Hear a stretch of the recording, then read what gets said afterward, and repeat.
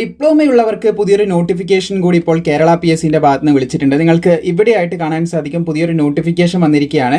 30/6/2026 ഗസ്റ്റഡിൽ ഏകദേശം 5/8/2026 വരെ നിങ്ങൾക്ക് ഇതിന് അപേക്ഷിക്കാൻ സാധിക്കും കേട്ടോ. ഓഗസ്റ്റ് മാസം 5-ാം തീയതിയാണ് ലാസ്റ്റ് ഡേറ്റ്. അതിന് മുൻപ് അപേക്ഷിക്കുക. അപേക്ഷിക്കേണ്ട കാറ്റഗറി നമ്പർ എന്ന് പറയുന്നത് 49/2026 ആണ്. കേരള PSCന്റെ വെബ്സൈറ്റിൽ വൺ ടൈം രജിസ്ട്രേഷൻ കംപ്ലീറ്റ് ചെയ്തിട്ടുണ്ടെങ്കിൽ അതിൽ ലോഗിൻ ചെയ്ത് ഈ ഒരു കാറ്റഗറി നമ്പറിലൂടെ നിങ്ങൾക്ക് അപ്ലൈ ചെയ്യാനായിട്ട് സാധിക്കും.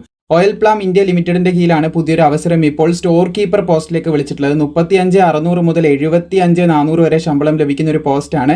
നിലവിൽ ഒരു വേക്കൻസിയാണ് റിപ്പോർട്ട് ചെയ്തിട്ടുള്ളത്. വേക്കൻസി വിലയിരുത്തി അപേക്ഷിക്കാതിരിക്കേണ്ട. നിലവിൽ എക്സിസ്റ്റൻസിലുള്ള വേക്കൻസി മാത്രമേ ഇവിടെ കൊടുത്തിട്ടുള്ളൂ.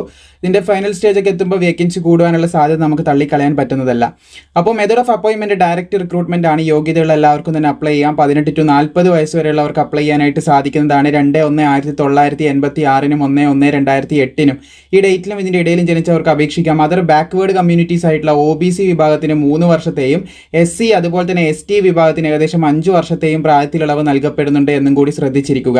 അപേക്ഷിക്കേണ്ട വിദ്യാഭ്യാസ യോഗ്യത എന്ന് പറയുന്നത് ഡിപ്ലോമയാണ് ചോദിച്ചിട്ടുള്ളത്. ഡിപ്ലോമ ഇൻ മെക്കാനിക്കൽ എഞ്ചിനീയറിംഗിൽ ഉണ്ടായിരിക്കണം. അതുപോലെ 3 year experience in engineering unit of a firm registered under company ആക്ടിന്റെ കീഴിൽ രജിസ്റ്റർ ചെയ്തിട്ടുള്ള ഒരു എഞ്ചിനീയറിംഗ് എക്സ്പീരിയൻസ്, ഇവിടെ പറയുന്ന എക്സ്പീരിയൻസ് നിങ്ങൾക്ക് നിർബന്ധമായിട്ടുണ്ടായിരിക്കണം എന്ന് പറയുന്നുണ്ട്.